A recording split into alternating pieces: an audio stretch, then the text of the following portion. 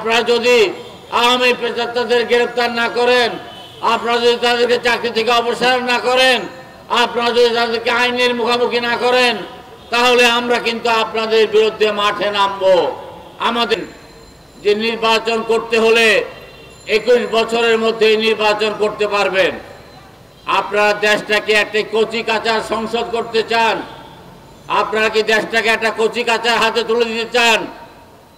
আপনাদের উদ্দেশ্য নিয়ে আমাদের সন্দেহ আছে, আপনাদের উদ্দেশ্য নিয়ে আমাদের আশঙ্কা আছে, আপনাদের উদ্দেশ্য নিয়ে আমরা হতাশা ব্যক্ত করছি।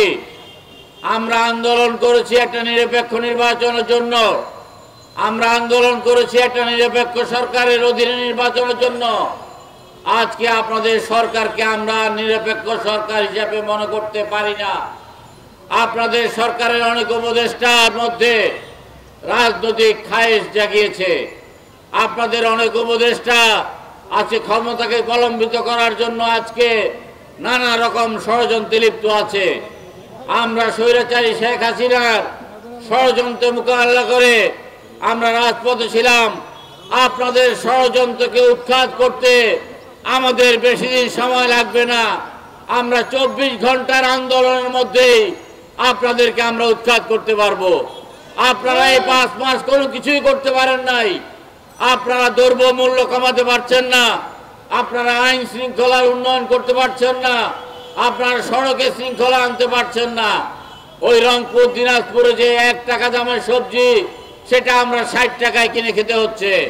আপনারা সেই সিন্ডিকেট ভাঙতে পারছেন না। আইন শৃঙ্খলার চরম অবনতি, আপনারা উন্নতি করতে পারছেন না। আপনারা সড়কে কোনো শৃঙ্খলা আনতে পারছেন না। গত 1 বছরে সড়কে প্রায় 10,000 লোক মারা গেছে। আপনারা স্বৈরাচারী পেশাদারদেরকে আপনারা গ্রেফতার করতে পারছেন না। আমাদের এই আন্দোলনে প্রায় 1500 আপনার শহীদ হয়েছে, আপনারা 1500 জনকে গ্রেফতার করতে পারেন নাই। আপনারা 30,000 আমাদের আহত হয়েছে, আপনাদের গ্রেফতার থেমে গেছে।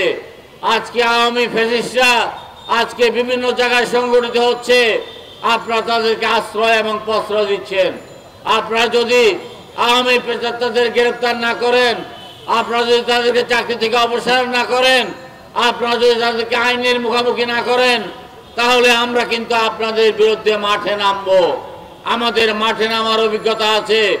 আমরা ওই রক্ত পিপাসু শেখ হাসিনার বিরুদ্ধে আমরা মাঠে নেমেছি, রক্ত দিয়েছি, আমরা জেল জুলুম নির্যাতনের শিকার হয়েছি। আমরা চাই অন্তর্বর্তীকালীন সরকার কোনো বাঁকা পথে না গিয়ে সোজা পথে সিরাতুল মুস্তাকিমকে অনুসরণ করে আপনার একটা নির্বাচন দিয়ে নির্বাচনী সরকারের হাতে আপনার রাষ্ট্রের দায়িত্ব পালন করে আপনার সশস্ত্র ক্ষেত্রে ফিরে যাবেন। আপনাদের সুনাম আপনারা রক্ষা করবেন। আপনারা